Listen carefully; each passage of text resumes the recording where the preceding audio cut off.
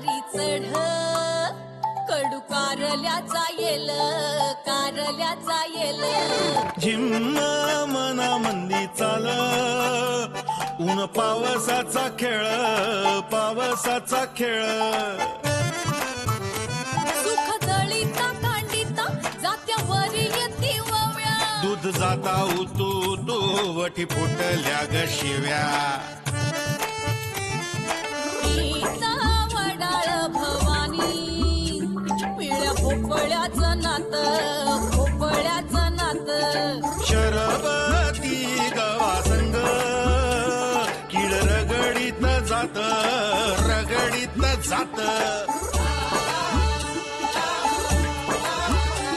झगड्यात माया लपे सवन्यारी खट्टी मिठी जीवा भावाचा गुंताळा कवा कट्टी कवा बट्टी अबट्टी अबट्टी कवा कट्टी बट्टी अकट्टी बट्टी कवा कट्टी कवा बट्टी कवा कट्टी कवा बट्टी कवा कट्टी कवा बट्टी कवा कट्टी कवा बट्टी अहो आप्पांनी पसंती कळवली होकार दिलाय आता आमच्याकडनं तर होकार होताच व पण पोराचा व्याज ग्रीन सिग्नल आला आयडिया अशी आहे की नवऱ्या मुलाला नवरी आवडली पाहिजे हा नवरीनं नवऱ्याला भुरळ घातली पाहिजे हा आणि एकदा का तो गोत्यात आला की मग त्याला घ्यायचं मिठीत मिठीत न डायरेक्ट मुठीत अगं तो पोरग ना मुठीत येण्यासारखं आहे बघ पूर्वे आणि एकदा का तो तुझ्या मुठीत आला ना की मग बघ तू म्हणते ते तो करतो की नाही फक्त त्याला तुझ्या प्रेमात पाड त्याच्या तू जवळ जा आणि त्याला ना तुझ्या शिक्षणाचं महत्व पटवून दे ना या ताई ये प्रांजल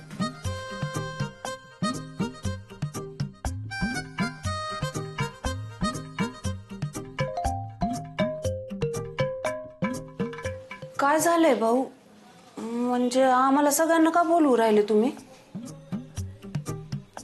अच्छा म्हणजे या सगळे पुढे तुम्ही माझी चूक दाखवू राहिले का हा ठीक आहे तयार आहे मी पण आज काय लागू दे सोक्ष मोक्ष मला काय कळत नाही का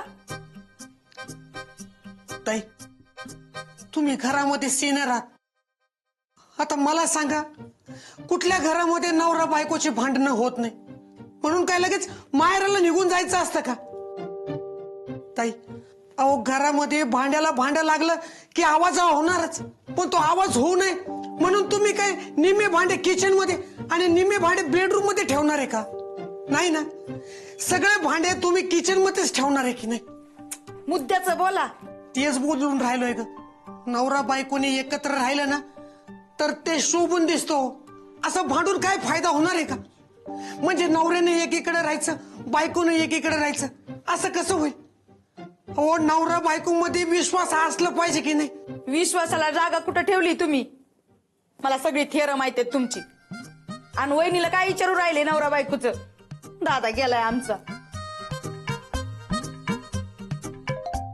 सॉरी अहो माझ्यावर विश्वासच नाहीये हिचा कसा ठेवायचा विश्वास पप्पे बघते ना तू आता मला सांग तुझा होणारा नवरा हा कॉलेजमध्ये मास्तर आहे आता कितीतरी तरण्याबाण पोरी त्याच्या वर्गामध्ये शिकत असतील काही देखण्या सुंदर मुली त्याला म्हणतही असतील सर एक्स्ट्रा लेक्चर घ्या म्हणजे मग काय त्याचं आणि त्या पोरींचं लफड आहे असा त्याचा अर्थ होतो का हा भाऊजी काही काय विचारू राहिले तिला लग्न व्हायचंय ना तिचं अजून घाबरल ना ती अशानं आणि परागराव तसे नाहीत अहो मी पण तसं नाहीये हो पप्पे अगं तू मानसशास्त्रामध्ये PhD करते ना जरा सांग ना हिला संशयाचं भूत असं डोक्यात घेऊन येणं संसार होत नसतो माणसं तुटतात ह्याच्याने सांग जरा हिला समजू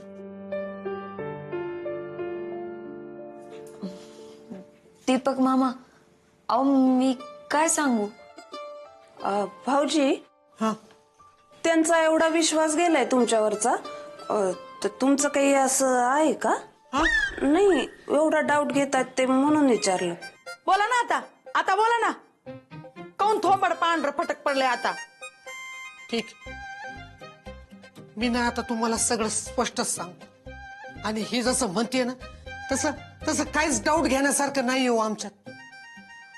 अहो आमच्या ऑफिस मध्ये एक मॅडम आहेत, तिचं आणि माझं काहीतरी असं संशय आहे हिला. आता मला सांगा, माझ्या टेबलच्या पुढं तिचा टेबल आहे, ह्यात माझी काही चूक आहे का? आता ऑफिसच्या कामाचा रिपोर्ट देण्यासाठी त्या मॅडम मला फोन करत असतात आणि बरं का, मी ते फोन आहेत ना हिच्या समोरच उचलतो, हिच्या समोरच बोलतो, बाजूला जात नाही, काही पुटपुटत बसत नाही, कामाचं बोलतो आणि लगेच फोन ठेवून देतो. तर मला सांगा, ह्यात संशय घेण्यासारखं काय? सांगा ना. तुम्ही असं बघू नका. तुम्हाला संशय येतोय का? हा, या ताई, या पप्पी, या तुम्ही. या सगळ्या देवांची शपथ घेऊन सांगतो, ओ माझं खरंच काही नाही होत, असं खरंच नाहीये काही. असं सारखा मी बी ना या देवाची शपथ घेऊन सांगते की एवढंच नाही यायचं, अजून लय काय काय तरी यांचं. त्या बिगर का त्या बाईचा सारखा फोन येतो. अगं सरकारी काम असत म्हणून फोन करते ती बाई. हा, म्हणून सरकारी भाषेत बोलतात 2-2 घंटे, मला कळू नये म्हणून. अगं खरंच तसं काही नाहीये, सरकारी रिपोर्ट असतात ना ते सांगत असते मला ती. असे फोनवर मला काय माहित नाही काय? मला बोलत का कधी एवढं फोनवर? का कधी ऑफिस मधून आल्यावर विचारलं का जेवलीस का घरात काही पाहिजे? आणि वहिनी माहेराला आले ना तर कधी पोहोचलीस का म्हणून फोन सुद्धा नाही केला यायने. अगं तू रुसून आलेली असते ना इकडच आणि फोन कट करते माझा. मला ना बोलायचंच नाही ह्या माणसासोबत. अगं तुम्ही काहीतरी सांगा ना हिला समजून. हो माझं तर काहीच ऐकत नाहीये ही. मला थोडं काम आहे, ते यांच्या शर्टला अर्धीच इस्त्री केली ना मी येते. अगं मला पण थोडं काम आहे. नाही म्हणजे माझा क्लासच आहे ना, निघते मी. भाऊजी, तुम्ही बोलू राहिले ते बरोबर आहे, पण दगडाच्या देवाला निवद दाखवून काय उपयोग आहे ना? म्हणजे तुम्ही आप्पांशी बोला, कारण आप्पा सगळं ठरवतात ना. वहिनी विसरलेच की त्या डीलरला फोन करून सांगायचं औषध पाठवू नका. येते मी, हा येते. येते मी. तेव्हा ह्या घरचे सगळे रस्ते आप्पापर्यंत जाऊन पोहोचतात. आप्पांशी बोलायची ना मला ताकद दे. काय बाई, मला तर काहीच दिसून नाही राहिलं. इथंच तर कुठेतरी होतं ना ते. शोध बरं. एवढी झाडापाल्याची डॉक्टर आहेस ना, सगळ्यांसाठी काढा करून देते, पण स्वतःच्या डोळ्यासाठी कधी करून पिऊ नको. टोक सापडला, घे दे लवकर. लयच बोलून राहिली तू. हा, आता घे, चल बघ. ही का ती पोरगी? हाय ना एकदम राजकुमारी, सेम टू सेम कोकणा सेन सारखी दिसू राहिली बघ. कोणती बाया? अक्का बाया नाही, हिंदी पिक्चरची हिरोईन रे, तिच्यासारखी दिसती ना. मला नाही माहिती ती हिरोईन, पण ही नाकी डोळी नीट आहे. हा, आपल्या मुन्नाला शोभून दिसल. उंची किती गायची? हा, उंची तरी बघा 5 फूट आहे ना 2 इंच आहे. हा, आपलं मुन्ने 6 फूट असेल ना. त्याची ना 5, 9 का 10 अशी काहीतरी. थोडी काळी सावळीची नाही का, सुंदर दिसती नाही. ए, दिसून राहिली मला, तू नको सांगू. थोडी सावळीच आहे, पण आपल्या मुन्नाला सावळीच चांगली दिसेल. गोऱ्या पोरींची इमेज जास्त असती, नखरी असतात. शिकली किती ग? खूप, म्हणजे बघ एमपील होऊन आता PhD करते ती. अगं म्हणजे शिकली किती? आता म्हणजे बघा 18वी 19वी होऊन आता 20वी शिकतीये. हा,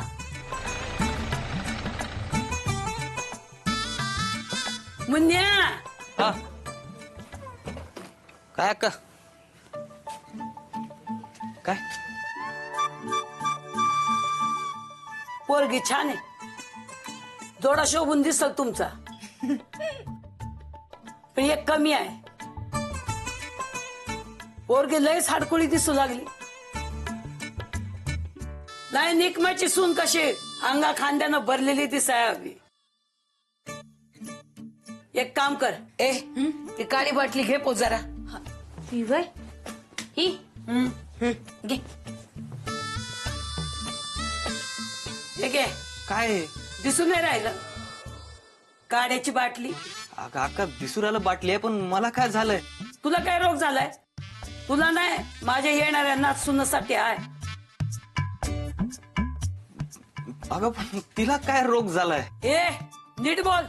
होणारी नाच सुद्धा माझी ती भलं हो तिचं. आणि भूकवाडीचा काढा येऊ, तिला दिवसातून 3 वेळेला घ्यायला सांग. काय हा, दिवसातून 3 वेळा? हा, म्हणजे भूक वाढल, खाऊन अंगाला मास येईल. महिन्याच्या आत कसं बाळसं धरते बघ तुझी नवरी. मग लाखात एक जोडा दिसल तुमचा. मुन्या, भरलेली बायको पाहिजे की नाही? जा जा, लगेच नेऊन दे. लगेच? लगेच म्हणजे एवढा का घाबरून राहिला बाबा? हीच थोडच देते, गाड्या देऊन राहिली ना. तसं नाही अक्का. अगं आता लगेच द्यायचं म्हणजे आता भेटू कसा तिला? अरे लग्न ठरलंय ना तुमचं? हा, शिकलेली आहे ना, माझ्यासारख्या आडाणी थोडीच आहे. भेट तिला आणि या काढा दे आणि सांग माझ्या आजीनं दिलाय म्हणावं. जा.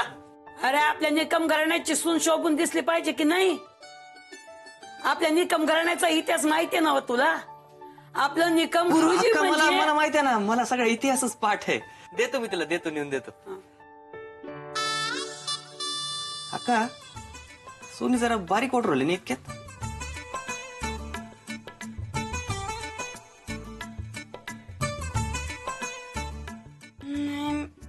मी जाते. थांब. अहो बघायचं कामच नाही.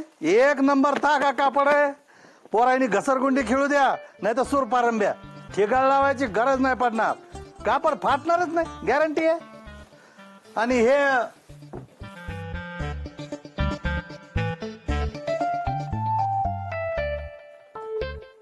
जावय बापू, तुम्ही कशाला आणले हो डबे? लक्ष्मीकांत कुठे? त्यांनी तुम्हाला लावलं वाटतं कामाला. हा, काम चोरच आहे ते. नाही मामा, लक्ष्मीकांत भाऊजी येणार होते. मीच म्हटलं त्यांना मी जाऊन येतो, आज दुकानात तुम्हाला डबा देऊन येतो म्हणून. अरे कोण आहे रे तिकडं? जरा जावय बापूसाठी मस्त स्पेशल चहा सांगा आणि ते जरा डबे जरा घ्या बरं जरा. मामा कशाला कोणी, मीच ठेवतो डबे. कापडाकडे बघूच नका हो भाऊ. भाऊ इकडं इकडं बघा ना. हे 75 रुपये आणि हे 70 रुपये. जे चांगलं आहे ते बघा. हा जरा बघ रे. हा? बघा आलोच मी. हा काय जावं, मुद्दाम करता का? काय झालं? तिथं मगाशी सांगितलं होतं एकाला डबे घेऊन जा. तुम्ही स्वतःहून कशाला घेऊन आले? अरे मामा, तुम्ही काय डबे घेऊन आले? लक्ष्मी काका कुठे? हा नाही, त्यांना बसू वाटना म्हण, बोर होऊन राहिलं. मामा थोडस बोलायचं होतं. बोला ना. म्हणजे आता तुम्हाला कसं सांगू मामा? अच्छा तसं आहे होय. नाही असं करा, जरा पार्टी जरा काउंटरला थांबली. हा त्यांच्याकडे जरा बघतो मी. तुमचं जे काही आहे ते समीरशी बोला, समीर सांगा. हा मामा काय बोलायचं होतं? काही विशेष आहे का? पुष्पाबद्दल बोलायचंय. तू बघून राहिलाय ना, काम सोडून असं सासूरवाडीत राहणं बरं दिसतंय का? सांग ना. अरे 2 दिवसाची सुट्टी काढून आलोय, उगाच खाडे पडून राहिले आणि मुन्याची शाळा पण बुडून राहिली. हो ना. घरी कुणीच नाही, उगाच आबाळ होती. म्हणून म्हटलं आपण बरोबर जरा एकंदरीत सगळं बोलून घ्यावं. मामा मी सांगू का, तुम्ही आप्पांच्या इथं दुकानात अशा विषयावर बोलूच नका. दुकानात असलं ना की आप्पा फक्त धंद्याच्याच मूड मध्ये असतात. एक काम करतो मी, त्यांचा मूड बघून एकदा त्यांच्याशी बोलून बघतो, बघून जमतंय का.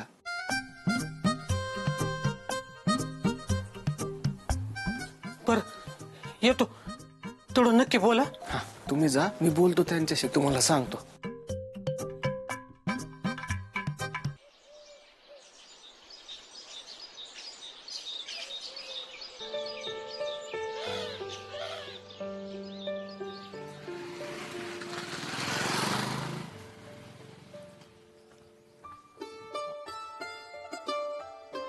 आत्या, कोण आहे? नंतर या.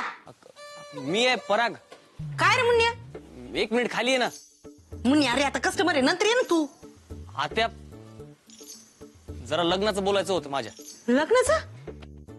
काय काय काय झालं काय आता? हा बरं थांब, तिकडे आलेच मी. धर का एवढं स्ट्रेटनिंग करायचं?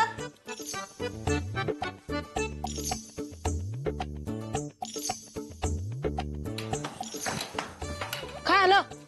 हा काढा, अक्काने दिलंय.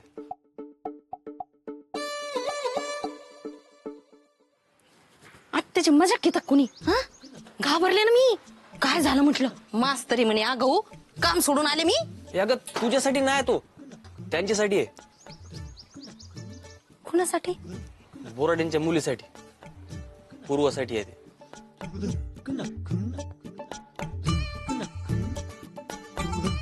पूर्वासाठी काढा. अरे अक्कल आहे का तुला? होणाऱ्या बायकोला कोणी काढा नेतं का गिफ्ट म्हणून? काढा नेत असते का रे मुन्या कुणी? अगं अक्काने दिलं म्हणून घेऊन चाललो मी. अक्काने दिला, अक्काने दिला. अक्कल नाहीये तुला.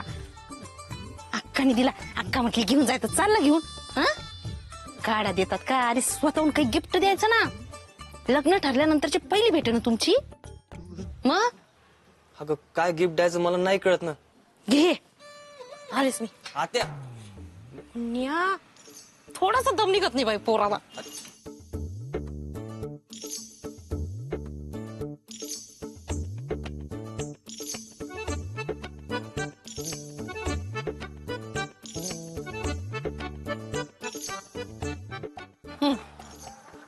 मुन्या हे घे.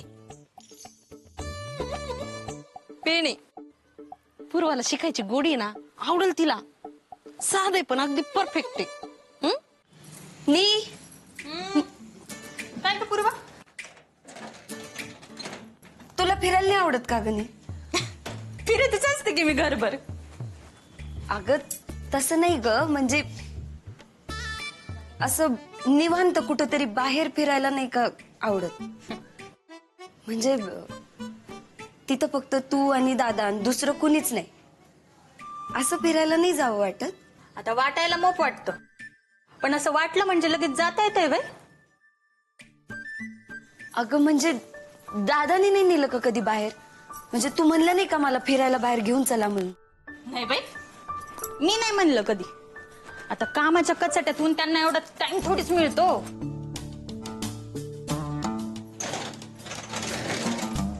एकदा पण नाही नेलं? एकदा नेलतं ना. हा मोठ्या देवीला आपण नाही का लग्न झाल्यावर सगळे गेलतो. हा केलं होतं ना. अगं ते फिरणं झालं का नाही, ते देवदर्शन झालं ग. हो ना. मग बर ते सोड. लग्नाआधी तुम्ही दोघच नाही का गेले कुठे? लग्नाआधी हा फिरलो होतो ना. ते नाही का साखरपुड्याच्या अंगठीचं माप आणायला, लग्नाची शॉपिंग करायला आपण सोबतच गेलो होतो ना. हा फिरलो होतो. तू येडी बिडी आहे का ग? मी काय विचारते तुला? म्हणजे तसं नाही, असं निवांत जागी कुठेतरी दोघच फिरायला असं. नाही बाई, असं कुठं असतं का? दोघच म्हणजे आमचं लग्न तिथंच मोडलं असतं. हा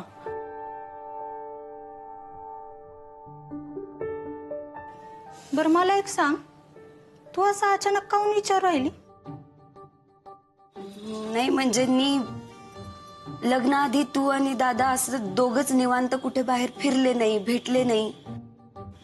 तरी पण तू दादाला आणि दादाने तुला कसं काय पसंत केलं ग? नाही म्हणजे तेव्हा मला खूप भारी वाटलं होतं, पण आता मला आश्चर्य वाटतंय. म्हणजे एकाच बैठकीत तू कसं ठरवलं की हाच माणूस माझा नवरा असणार आहे जन्मभर? म्हणजे हाच माणूस लग्नासाठी योग्य आहे हे त्या माणसाला न भेटता न ओळखता तू तू ठरवलंस तरी कसं? कसं ठरवलं म्हणजे? सगळ्यांची लग्न अशीच जमतात. सगळ्यांची? हो. ओय,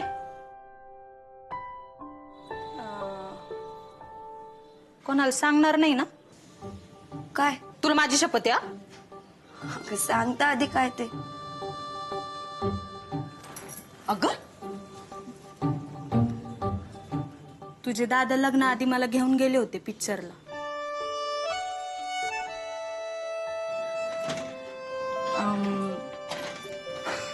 मॅटनी शो पाहिला होता आम्ही महेश टॉकीजला. शाहिद कपूरचा पिक्चर पाहिला होता. तो नाही का तो विवाह. तेव्हा खऱ्या अर्थानं आम्हाला दोघांना एकमेकांसोबत टाइम स्पेंड करायला मिळाला. आणि आमच्या अरेंज मॅरेजचं लव्ह मॅरेज झालं ना ते याच भेटीत. तुझ्या दादांचा स्वभाव मला कळला आणि मग मी स्वतःच्या मनालाच म्हणलं बाबा आता काही झालं ना तरी हा माणूस आपल्याला जलंभर साथ दे. आणि तेव्हा खऱ्या अर्थानं मला तुझे दादा आवडू लागले. लव कम अरेंज असो किंवा अरेंज कम लव, समोरचा माणूस जवळून ओळखता आला पाहिजे. आता लग्न झाल्यावर तो मुलगा आपल्याला शिकू नाही देणार असं म्हणला तर? एकमेकांचे स्वभाव विचारच नाही जुळले तर? नाही, जर आता लग्नच करायचं असेल तर आपण त्यांना भेटलंच पाहिजे.